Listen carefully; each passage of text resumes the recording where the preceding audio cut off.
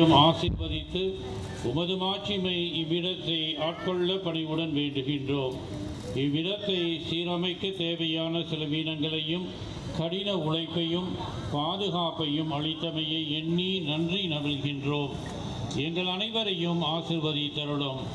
மேலும் இறைவா, இக்கல்லறைகளில் அடக்கம் செய்யப்பட்டுள்ள அனைவருக்கும் மன்னிப்பு அளித்து உமது திருமுகத்தை காணும் பேச்சினை நல்கிடவும், நாங்களும் அங்கு வந்து முடிவில்லா பேரின்பு வீட்டில் பங்கு பெறும் பேற்றினை அடைந்திடவும் வேண்டுமென்று எங்கள் ஆண்டவர் கிறிஸ்து வழியாக உம்மை மன்றாடுகின்றோம். ஆமென். நாம் தொடர்ந்து தூய ஆவியானவருடைய பாடலை பாடுவோம். இப்பொழுது நம்முடைய பாசத்திற்குரிய தந்தை மரிய தேவநேசன் அவர்கள், நம்முடைய மீட்பு பணி இயக்கத்தினுடைய இயக்குனர் அவர்கள் மணிகூண்டை தீர்த்தம் தெளித்து புனிதப்படுத்துவார். அதைத் தொடர்ந்து அருட்தந்தை அடையாளமாக நுழைவாயிலிருந்து அருட்தந்தை ராஜா அவர்கள் பாதையை, புதிதாக நாம் அமைத்திருக்கிற பாதையை புனிதப்படுத்துவார்.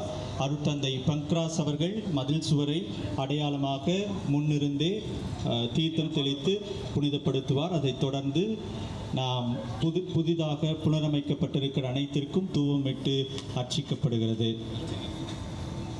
இப்பொழுது பாடல் பாடப்படுகிறது. அனைவரும் அமருமாறு அன்போடு கேட்டுக்கொள்கிறேன்.